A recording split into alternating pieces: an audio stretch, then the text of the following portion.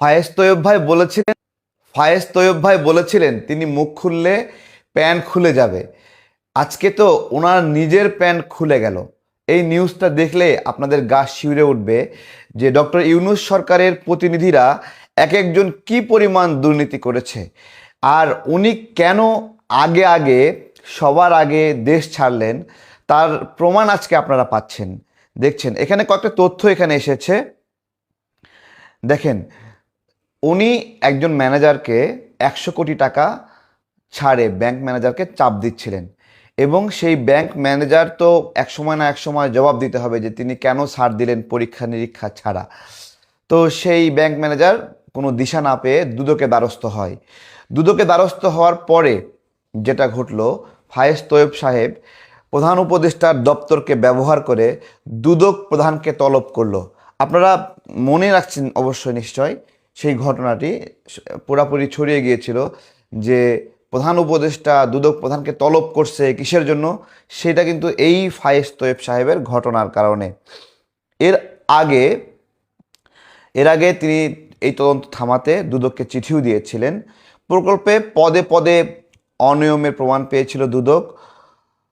অপরাধের প্রমাণ পেলেও দুদক অনুসন্ধান ধীরে চলো নীতি গ্রহণ করা হয়েছিল, ধীরে চলো নীতি গ্রহণ করা হয়েছে। 2023 সালে শুরু হওয়া অনুসন্ধান এখনও শেষ হয়নি। 23 সালে একটা দুর্নীতি প্রকাশ পেয়েছে। ডক্টর ইউনূস কতটা ভালো মানুষ দেখেন, 2023 সালে একটা দুর্নীতি প্রকাশ পেয়েছে। 24 সাল 23 সালে শুরু হওয়া অনুসন্ধান 2024 সালে 25-26 2023 সালে শুরু হওয়া অনুসন্ধান। আচ্ছা, দেশের টাকা প্রয়োজনীয় অকার্যকর যন্ত্রপাতি, আচ্ছা এটা কালবেলা লিখেছে 23 সালে, এটা আমরা একটু ভিতরে পড়ে দেখবো আমরা এটা।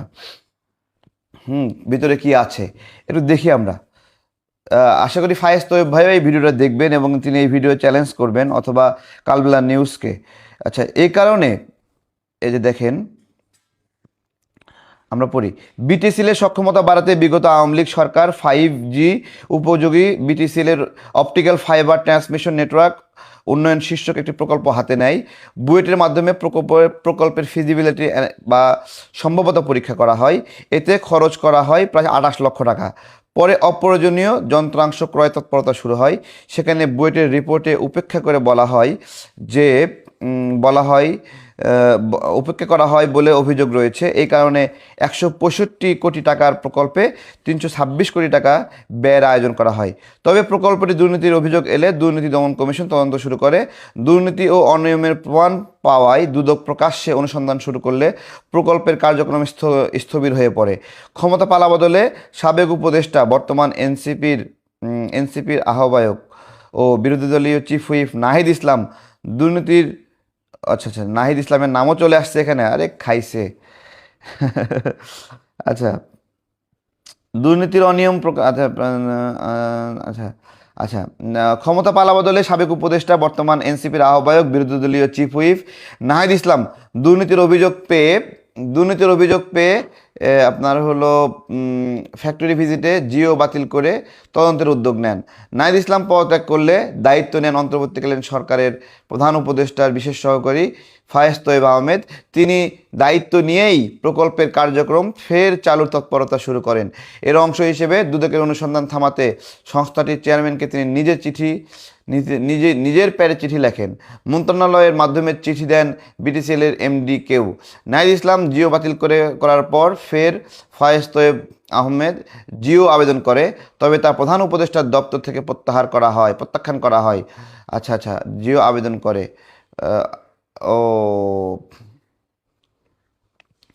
দুদকের অনুসন্ধান চলাকালে ফ্যাক্টরি টেস্ট ছাড়াই চীন থেকে মালপত্র এনেছে। এরপরে বিভিন্ন মাধ্যমে সহ সরবরাহকারী প্রতিষ্ঠান হুয়াইকে প্রায় 100 কোটি টাকা পরিশোধের জন্য ব্যাংক ম্যানেজারকে বারবার চাপ দেওয়া হয়। চাপে দিশা না পেয়ে ব্যাংক ম্যানেজার বেশ কয়েকবার দ্বারস্থ হন দুদকের। তবে দুদকও এই প্রকল্পের বেলায় অনেকটা ধীরে চলনীতি গ্রহণ করে। 2023 সালে শুরু করা হয় অনুসন্ধান, এখনও শেষ হয়নি। এ সংক্রান্ত যাবতীয় নথিপত্র রয়েছে কালবেলার হাতে। জানা যায় দেশে ইন্টারনেট ব্যান্ডউইথ মাত্র 30% সরবরাহ করে বিটিসিএল। 30%। প্রতিটি মোবাইল ফোন অপারেটর ব্যান্ডউইথ বড় ক্রেতা। মোবাইল কোম্পানি পাইকারি কিনে ব্যক্তি ও প্রতিষ্ঠান পর্যায়ে খুচরা ইন্টারনেট বিক্রি করে। বিটিসিএল চাহিদা পূরণে ব্যান্ডউইথ ধারণের জন্য মাত্র 7 টেরাবাইট সক্ষমতা অবকাঠামো ব্যবহার করা হয়। 7 টেরাবাইট। আচ্ছা, বিটিসিএল এর ক্ষমতা বাড়াতে আওয়ামী লীগ সরকার 5G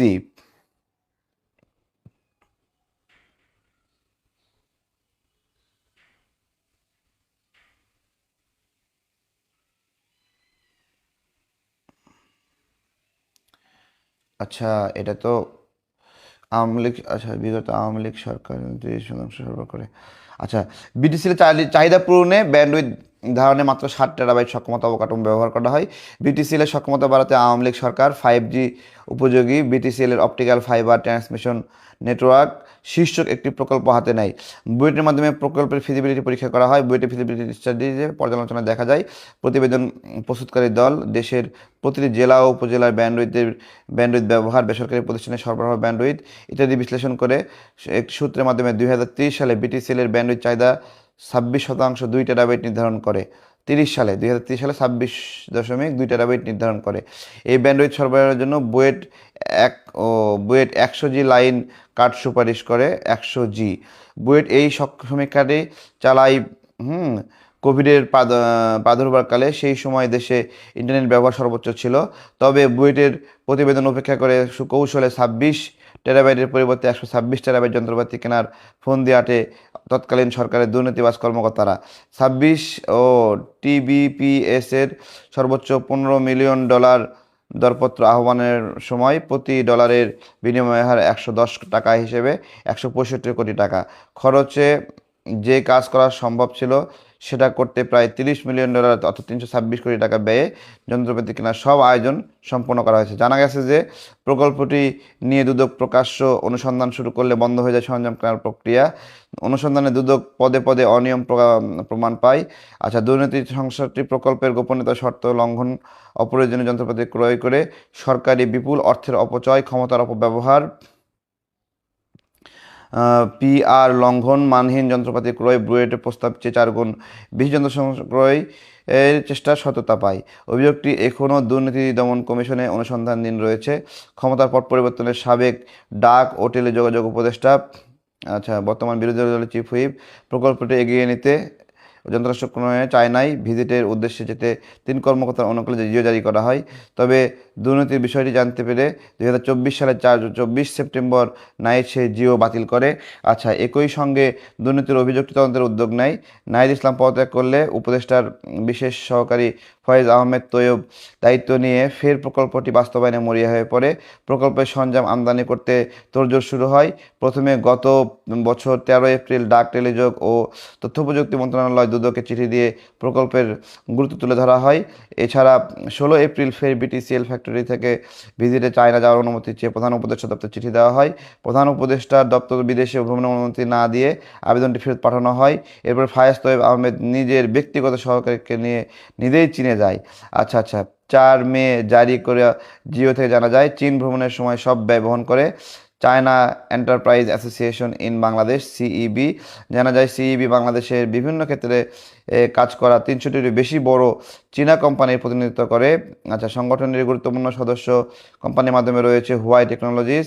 আর বিটিসিএলের 5G প্রকল্প যন্ত্রাংশ সরবরাহের কাজে পেয়েছে হুয়াই টেকনোলজি। জানা গেছে যে 18 জুন ডাক ও টেলিযোগাযোগ মন্ত্রণালয়ের চিঠির জবাব দেওয়া দুর্নীতি দমন কমিশন দুদকের তৎকালীন সচিব খোরশেদা ইয়ামিন স্বাক্ষরিত চিঠিতে বলা হয়, এই প্রকল্পের ক্রয় প্রক্রিয়ার অবশিষ্ট কার্যক্রম এগিয়ে বা চালিয়ে নিলে তা আইনের ব্যত্যয় হবে বা প্রতিমান হয়, সংশ্লিষ্ট অর্থ ব্যয় আইনসিদ্ধ হবে না বলে অনুমেয়। দুদকের এই মতামত পাওয়ার পর চীন থেকে ফিরেই বেপরোয়া হয়ে পড়ে ফায়েজ তৈয়ব সাহেব। 22 জুন তার ডাক 22 জুন তার ডাক, টেলিযোগাযোগ, তথ্য প্রযুক্তি মন্ত্রণালয়ের প্যাডে একটি আধা সরকারি পত্র দেন দুদক চেয়ারম্যানকে। প্রকল্পের সুফল ও গুরুত্ব তুলে ধরে ফায়েজ তৈয়ব আহমেদ বলেন যে 5Gর উপযোগী বিটিসিএল এর অপটিক্যাল ফাইবার ট্রান্সমিশন নেটওয়ার্ক উন্নয়ন শীর্ষ প্রকল্পের কার্যক্রম চলমান রাখা প্রয়োজন। এরপর তিনি এ বিষয়ে দুদকের চেয়ারম্যানের ব্যক্তিগত মনোযোগ ও আন্তরিক সহযোগিতা চান। দুদক চেয়ারম্যান সেই চিঠির কী জবাব দিয়েছে তা আদৌ দিয়েছেন কিনা তা চিঠির পরিপ্রেক্ষিতে কোনো ব্যবস্থা নিয়েছেন কিনা তা জানা যায়নি। তবে দুদকের অনুসন্ধানে এ ধরনের স্থগিত দেখা যায়। বিষয়টি নিয়ে 6 জুলাই 2025 দুদকে থামিয়ে দিতে বিশেষ সহকারী চিঠি 150 কোটি টাকা প্রকল্পের ব্যয় 326 কোটি টাকা শীর্ষক একটি কালবেলায় প্রকাশিত হয়। জানতে চাইলে দুর্নীতি দমন কমিশনের সহকারী পরিচালক তানজির আহমেদ কালবেলাকে বলেন, অনুসন্ধানকারী কর্মকর্তা অভিযোগটি অনুসন্ধান করছে। অনুসন্ধানের আগেই এর মধ্যে অনেক গুরুত্বপূর্ণ তথ্য প্রমাণ পাওয়া গেছে। অনুসন্ধানকারী কর্মকর্তা শীঘ্রই প্রতিবেদন দাখিল করবেন। আচ্ছা, এইটা এইটা হলো একটা দুর্নীতির খবর পড়ছিলাম। এই খবরে যখন প্রকাশ পায় এবং ফায়েজ তৈয়ব সাহেব বিদেশে চলে গেছেন, তিনি দেশে থাকার সাহস করেননি এই প্রকল্পের কারণে নাকি অন্য দুর্নীতির কারণে আমি জানি না এক্স্যাক্টলি। তবে আমার প্রশ্ন হলো, ফায়েজ তৈয়ব সাহেব বলেছে যে উনি কথা বললে অনেকের প্যান খুলে যাবে। আমার জানার ইচ্ছা যে কার কার প্যান খুলে যাবে, কার কার প্যান খুলে যাবে। প্যান, ওনার কাছে দুর্নীতি তথ্য আছে, উনি একজন সৎ মানুষ হলে সেই দুর্নীতি তথ্য প্রকাশ করে না কেন, এবং উনি বিদেশে পালায়ে গেল কেন? এটা হলো আমার জবাব। ভালো থাকবেন।